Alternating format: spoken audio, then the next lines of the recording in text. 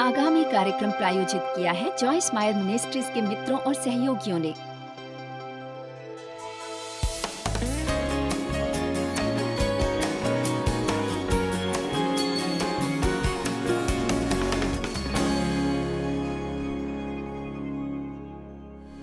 शैतान का विरोध करने के सबसे आसान तरीके के बारे में मैं आज आपसे बात करना चाहूंगी। एक बात जो ये तय करना है कि हमारा एक दुश्मन है जो हमारी तरफ आता है लगातार और बिना रुके। आप में से कितने लोग कहेंगे कि शैतान ने थोड़े से अधिक तकलीफ दी है आपके जीवन में? खैर, मुझे साल दर साल गुजर गए शैतान के बारे में सोचते कि उस पर किसी का अधिकार नहीं। मैं गिरजा गई उन सालों में, पर मुझे किसी ने नहीं बताया कि मेरे पास अधिकार नहीं रखना है किसी भी प्रकार का। मैंने बस सोचा जो भी व्यवस्था करती है करूं, और मैंने सीखना शुरू किया आध्यात्मिक लड़ाई के बारे में। 70 और 80 के शुरुआती दशक की बात है, जब लोग कैंपों में मीटिंग करते थे और इस तरह की मीटिंग कुल 3 या 4 घंटों की होती थी। उसके बाद से काफ़ी कुछ बदल गया है, पर मैं असामान्य बात नहीं करती। हफ्ते भर की कैंप मीटिंग होना, 2 बार जाना, हर मीटिंग में जो करीब 3 घंटे की होती थी, वहाँ सिर्फ और सिर्फ वचन का विस्फोट होता था। लोगों को सिर्फ भूख रहती थी परमेश्वर के वचन की, और ये आत्मा के वरदानों का पुनरुत्थान था। और ये तो आप जानते ही हैं कि परमेश्वर अनोखे ढंग से इतिहास में अलग अलग समय पर अनोखी चीजें करता है। कई तरह के पुनरुद्धार है, या किसी चीज का पुनरुद्धार किया जाना चाहिए परंतु नहीं किया गया। बहरहाल एक चीज जो हमने सुननी और सीखनी शुरू की वो थी आध्यात्मिक लड़ाई, कैसे शैतान पर काबू पाना। वो एक ऐसी अच्छी खबर थी। तो मैंने भी शैतान पर हर समय चिल्लाना शुरू कर दिया, मैं तुम्हें यीशु के नाम पर फटकारती हूँ, मुझे इसके साथ जुड़े नहीं रहना है, तुम मेरे पैरों के नीचे हो, मेरे पैरों के नीचे। केवल एक समस्या थी, मेरे हालात में कोई बदलाव नहीं आया था सिवाय इसके कि मैं बहुत चिल्ला रही थी।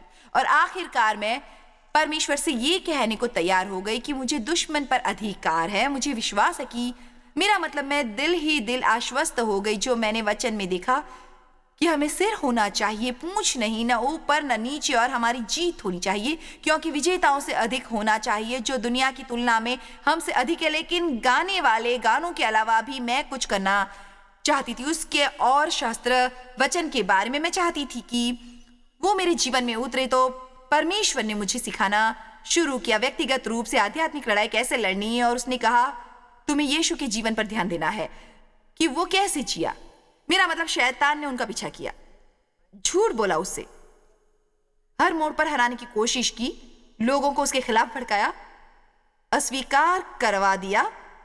उसके करीबी सहयोगियों ने उसके साथ धोखा किया। पतरस द्वारा उसके परीक्षण के समय परित्याग दिया गया। उसे ऐसे बहुत सी चीजों से गुजरना पड़ा, पर दिलचस्प बात यह है कि इन चीजों से उसका कुछ न बिगड़ा। सच्चाई यह है कि ये चीजें उसे हिला तक न सकी। जैसे ही मैंने इसका अध्ययन शुरू किया तो मैंने पाया कि इन चीजों में भी यीशु शांति में चले। और इफिसियों 6 में बाइबल हमें बताती है अपना वचन पहनना, शांति के जूते पहनकर शांति की बात करना।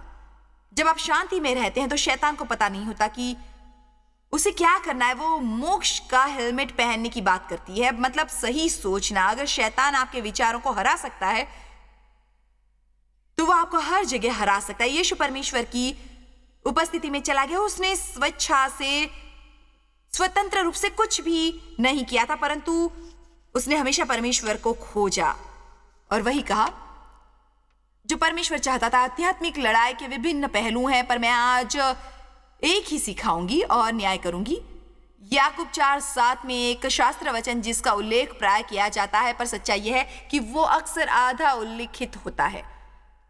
आमतौर पर हम सुनते हैं शैतान को भगाओ और वो भाग जाएगा, पर इसका यथार्थ अर्थ ये नहीं। उसका अर्थ है, यदि हम इसे स्क्रीन पर डाल सकें, अपने को परमेश्वर को समर्पित कर शैतान को भगाओ, वो भाग जाएगा।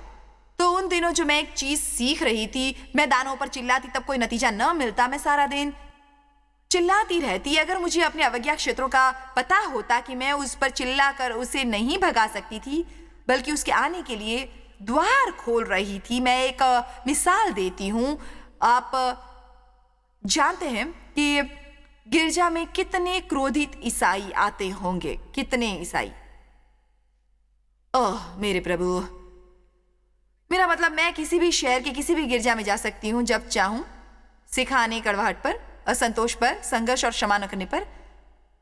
और अंत में अगर मैं चाहूं लोगों के लिए प्रार्थना करना, तब मैं कहना चाहूंगी जो अपने दिल में क्षमा नहीं कर सकते, जो बहुत नाराज हैं, जिसमें कड़वाहट है अपने लिए, मैं तुम्हारे साथ प्रार्थना करूंगी। मेरा वादा है और ये मैं कर रही हूँ पिछले 32 सालों से, इसलिए जानती हूँ क्या कर रही हूँ। मैं वादा करती हूँ कि पूरे गिरजे के 80% लोग कम से कम आ जाएंगे।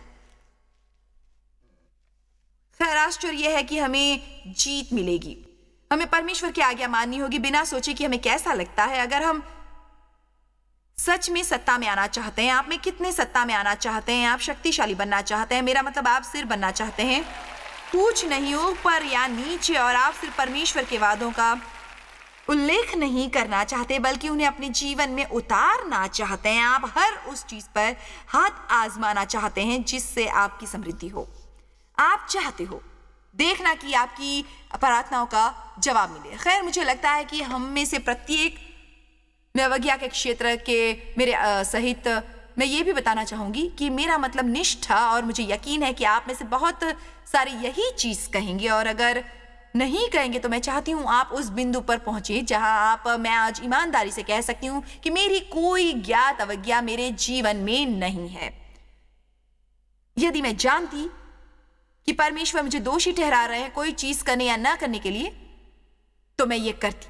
क्यों? क्योंकि मुझे परमेश्वर के साथ काफी अनुभव हो चुका है। मुझे परमेश्वर की प्रति श्रद्धा युक्त भरा और आदर भाव है, और इसका आजकल गिरजे में कमी दिखाई देती है। हाँ, परमेश्वर हमारा मित्र है, हमारा दोस्त है, पर परमेश्वर भी है, और वो जो कहता है वही करता है, और हमें उसके कहे पर ध्यान देना चाहिए, वही करना चाहिए जो वो कहता है। बाइबल 2 कुरिन्थियों में सिखाती है कि हम परमेश्वर की छवि में बदल रहे हैं, महिमा से महिमा के लिए। इसका मतलब हम लगातार बदल रहे हैं, हम लगातार बढ़ रहे हैं। इसलिए ऐसी चीजें हैं यकीनन मेरे जीवन में जो मैं गलत कर रही हूं, हो सकती हूं, जिसका मुझे एहसास नहीं है कि मैं गलत कर रही हूं। आप में से कितने सहमत हैं कि हमारा व्यवहार परिष्कृत हो रहा है? कितने लोगों को इसी वर्ष परमेश्वर ने ऐसी चीज दिखाई है जिसे बदलने की आवश्यकता थी? इसी समय पिछले वर्ष आपको पता ही न था कि समस्या क्या है आपके जीवन में।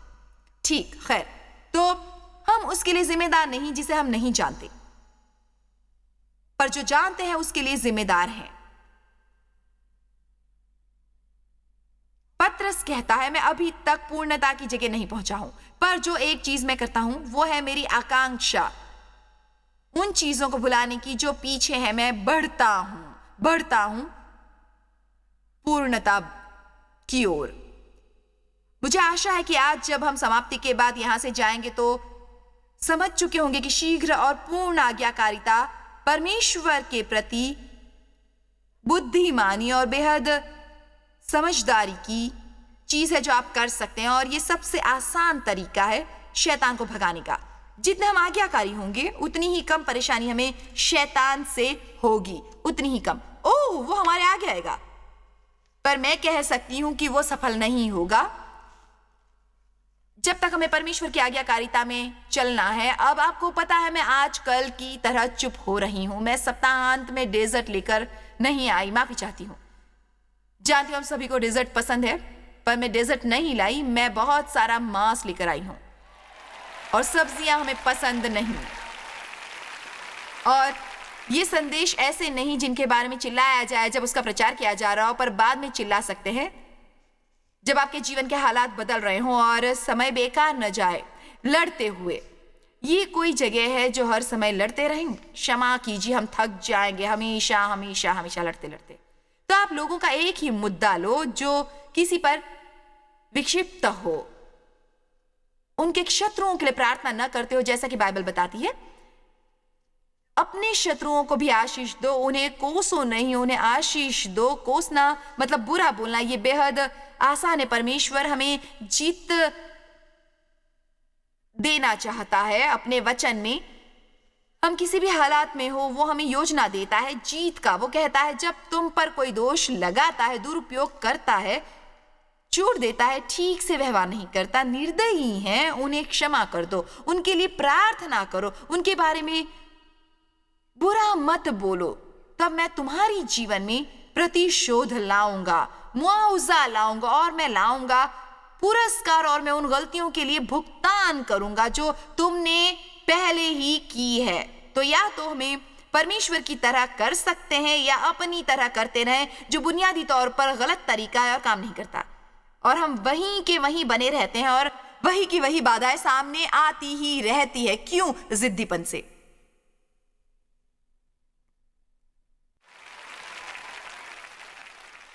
बहुत मुश्किल लगता है अपने आप को परमेश्वर को समर्पित करना। इसे परमेश्वर की तरह करिए।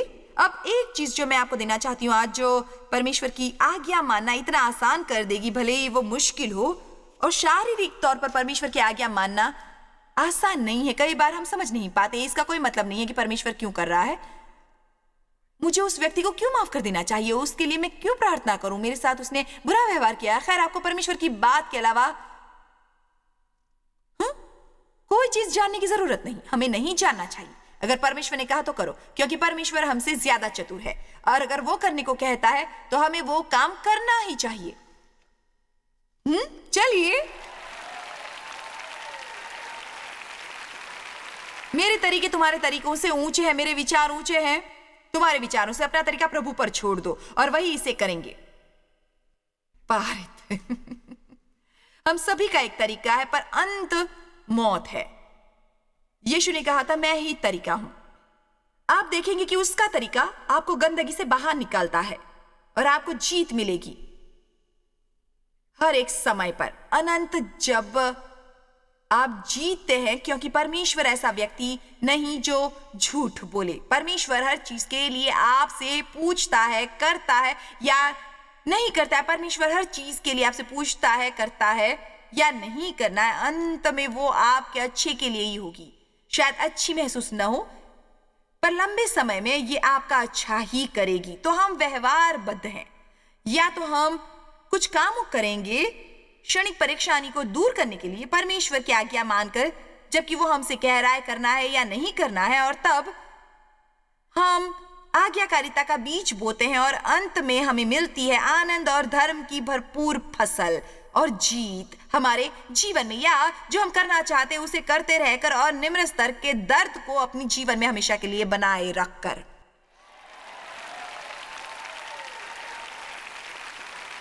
दुनिया में सबसे डरावनी चीज है, मेरे हिसाब से, जैसी मैं हूं वैसी बनी रहूंगी।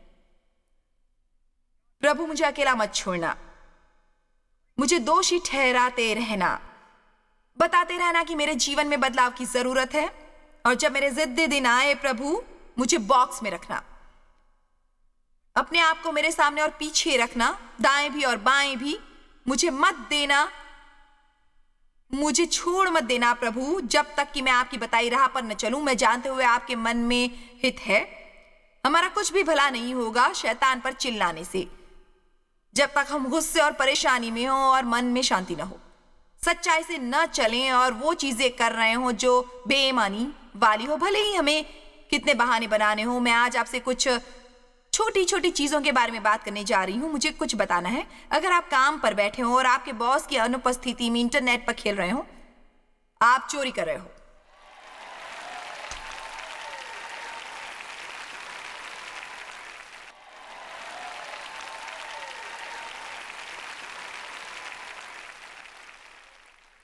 मुझे आपसे इस तरह बात करनी पड़ रही है क्योंकि बाकी लोग जिस प्रवाह की तरह करते हैं, हम ऐसा नहीं कर सकते। आप ऐसा नहीं कर सकते। दोषी महसूस नहीं करेंगे। अगर आप बॉस होते तो आप चाहते कि कोई ऐसा करे? नहीं। आप 8 घंटों के भुगतान के लिए 8 घंटे काम करते हो और चाहेंगे कि लोग टाइम पर आए, टाइम से जाए, पूरे दिन का काम निपटाए। आप नहीं चाहेंगे कि काम के दौरान आपके व्यक्तिगत फोन करें। आप नहीं चाहेंगे कि सारा दिन इंटरनेट पर बैठे रहें अपने व्यक्तिगत इस्तेमाल के लिए। इसलिए बाइबल कहती है कि आप दूसरों का कार्य भी वैसे ही करें जैसा स्वयं का हो। अगर आपको अलग तरीके से काम करना है तो तब करें जब बॉस कमरे में आता न हो।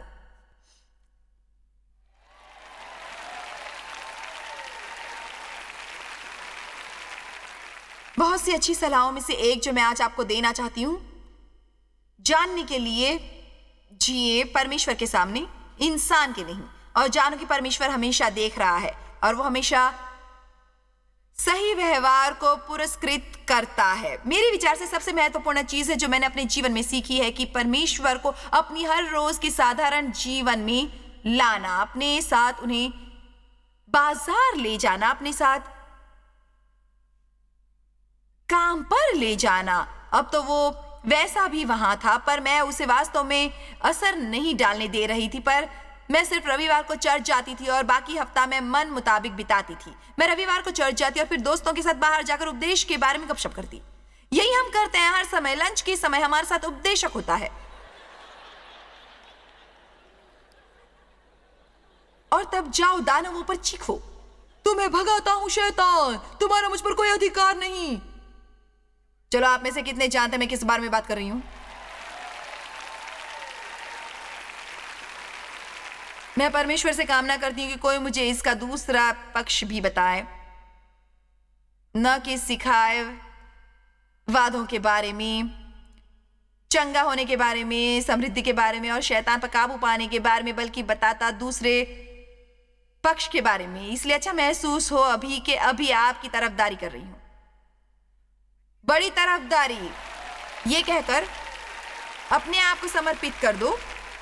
परमेश्वर को किया गया से समर्पण आपको शक्ति देता है आसानी से शैतान को भगाने की, और वो भाग जाएगा। आमीन।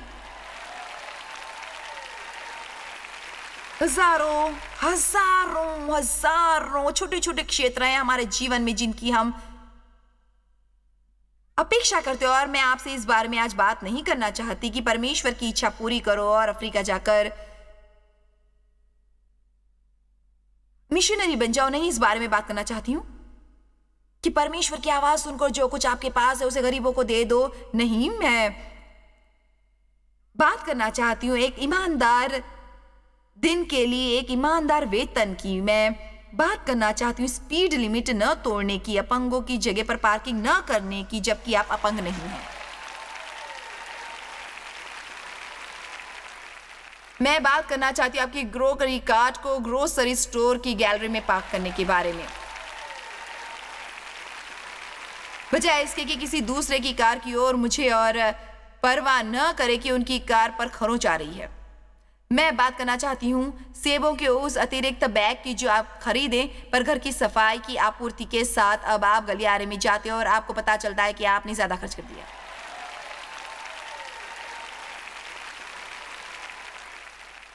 हाँ, पता लगा है ना? और फिर हम शिकायत करते हैं अधिक कीमतों की। हो सकता है उतनी अधिक न लगे अगर हम सब मिलकर अपने बखेड़ों को साफ कर दे। ओ, मैं आज कुछ मजा लेने वाली हूं, भले ही आपको पसंद ना आए। हर व्यक्ति, हर विशिष्ट केवल और केवल परमेश्वर के आगे रह रहा है, परमेश्वर की शांति के अंपायर बनने दे रहा है अपने जीवन में। अब मैं खेल की बड़ी दीवानी नहीं हूं, पर इतना जानती हूं कि अंपायर अगर कहता है इन तो इन, अगर वो कहता है आउट तो आउट। कलुसियों 3:15 कहता है शांति हमारे जीवन में एक अंपायर के रूप में आती है अंतिम निर्णय के लिए। हर चीज जो सवाल पैदा करती है, तो अगर वहां शांति है तो आगे प्रेस करने के लिए ठीक है, अगर शांति नहीं है तो मुझे रुकने की जरूरत है। यह भी जानने की जरूरत नहीं कि क्यों, मुझे बस रुकने की जरूरत है। परमेश्वर हमारा नेतृत्व और मार्गदर्शन करता है, और नेतृत्व का सबसे अच्छा तरीका है शांति के जरिए। यह अद्भुत है कि कैसे करूं हमारे लिए और हमारी और सेवाओं के लिए, और रक्षा करता है यहां तक कि निराशाओं से भी, यदि हम उसकी सुने और वो करें जो हमें को करने को कहता है। तो नेतृत्व करे शांति, समझदारी और सामान्य ज्ञान। मूर्खतापूर्ण कार्य न करें।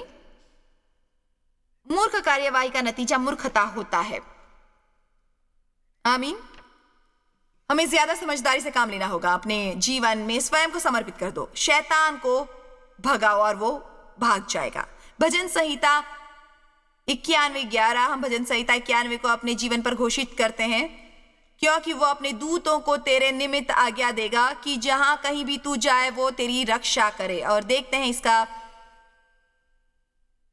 वास्तविक अर्थ क्या है। लीजिए, ये रहा, वो अपने दूतों के तेरे निमित्त आज्ञा देगा, जहां कहीं भी तू जाए वो तेरी रक्षा करेंगे। क्या तुम्हारे सभी तरीके कौन से? आज्ञाकारिता और सेवा, अवज्ञा और आलस्य के सभी तरीकों से नहीं। इसलिए हम जानबूझकर परमेश्वर की अवज्ञा नहीं कर सकते। मैं जानती हूं यह बहुत कठिन है हमारे लिए कि हम क्या करेंगे। अगर मुझे अभी के अभी पूछना होता कि यहाँ उपस्थित कितने लोग, और यकीनन लाखों में से कुछ टीवी देख रहे हैं दुनिया भर में, यदि मुझे पूछना होता आप में से कितने अवज्ञा का क्षेत्र जानते हैं अपने जीवन में, आगे बढ़िए, आप हाथ उठा सकते हैं। ठीक है, वो देखा मेरा एक मतलब कि एक हाथ दिख रहा है मुझे इतने बड़े समूह में से। मेरा मतलब है, आप सुनिए, आपने छुट्टी ली है यहाँ आने के लिए परमेश्वर के वचन सुनने। मेरा मतलब अगर आपको मेरा मतलब अगर आपको ये करने को नहीं मिलता तो कहां है उम्मीद? आप में से कितने समझ रहे हैं कि मैं किस बारे में बात कर रही हूं? अवज्ञा के ज्ञात क्षेत्र। मैं समझ गई, मैं वहां गई, कर दिया। और एक ही रास्ता है जिसके जरिए हम एक बिंदु पर पहुंच सकते हैं, पर इसका एहसास नहीं करते। परमेश्वर जब कुछ करने को कहता है तो उसमें हमारी भलाई होती है। परमेश्वर हमसे कुछ लेने की कोशिश नहीं करता, वो केवल हमारी मदद करता है। आप समझ रहे हैं या नहीं? परमेश्वर जब आपसे कहता है कि अपने दुश्मन को क्षमा कर दो, आपको ऐसा नहीं करते। आधे समय तक वे परवाह नहीं करते कि आप गुस्से में हैं या नहीं। वो बाहर अच्छा समय बिता रहे हैं और उन्हें परवाह नहीं। उन्हें आपकी माफी नहीं चाहिए और ना ही उन्हें जरूरत है। जब परमेश्वर माफ करने को कहता है तो माफ करना चाहिए, उससे आपका भला होगा। अब आपको किसी से नफरत करके हर समय अपनी पीड़ा बढ़ाने और संघर्ष करने की जरूरत नहीं। आप स्वतंत्र हो सकते हैं हर चीज करने के लिए। परमेश्वर इसलिए कहता है कि हम स्वतंत्र हों, ठीक है ना? आमीन। देने के बारे में परमेश्वर कहता है, अपने दशमांश और प्रसाद गोदाम में लाओ, मैं तुम्हारी खातिर शैतान को भगा दूंगा। हम पैसे जमा करते हैं और फिर शैतान को उसे खोने देते हैं, और फिर हम बड़बड़ाते हैं और शिकायत करते हैं और शैतान को फटकारते हैं। करना हमें ये चाहिए कि हम सब परमेश्वर पर छोड़ दे शुरुआत के लिए, फिर हम उसे खोएंगे नहीं। ना वॉशिंग मशीन रिपेयर करवाएंगे, ना एसी, ना और कुछ। अगर आप परमेश्वर का कहा देने को रखते हैं तो शैतान उसे आपसे दूर ले जाएगा। सुना आपने मुझे? फिर से कहती हूं, अगर आप परमेश्वर का कहा देने को रखते हैं तो शैतान उसे आपसे दूर ले जाएगा। एक बार और टीवी के दर्शकों के लिए, अगर आप परमेश्वर का कहा देने को रखते हैं तो शैतान उसे आपसे दूर ले जाएगा।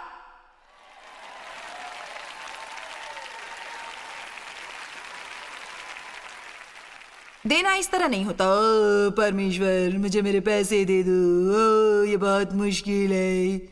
ये हमारे जीवन पर संस्करण है। मैं शैतान को भगा दूंगा तुम्हारी खातिर, खोल दूंगा। मैं स्वर्ग के द्वार खोल दूंगा और आशीषें उड़ेल दूंगा। और फिर वो वहां तक कहता है, मुझे आजमाओ, देखो कि मैं इस क्षेत्र में विश्वासु हूं या नहीं।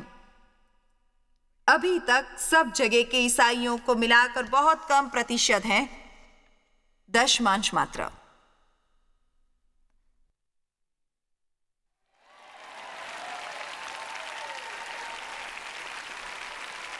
और अब उम्मीद कर रहे होंगे मैं झपट पड़ूंगी,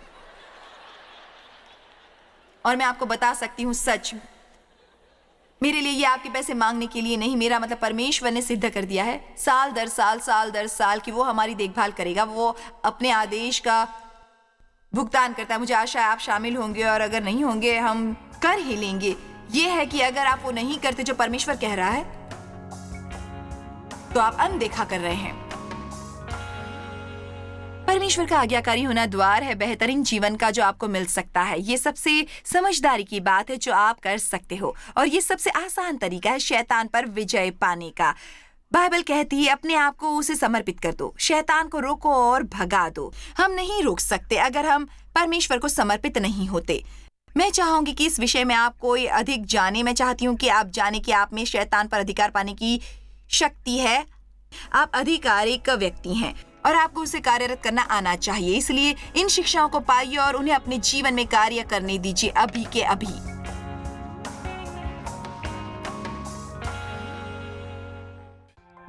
जॉयस मायर मिनिस्ट्रीज में आप हमारे लिए बहुत ही कीमती हैं, जितना कि आप जानते हैं। हम आपकी सराहना करते हैं और इस सेविकाई को दुनिया भर में संभव बनाने के लिए हम अपने दोस्तों और सहभागियों को धन्यवाद देते हैं।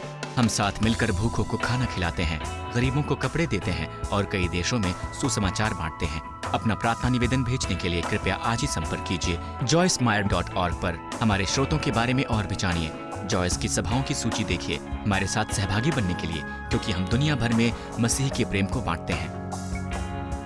इसका खर्च उठाया है जॉयस मायर मिनिस्ट्रीज के मित्रों और सहयोगियों ने।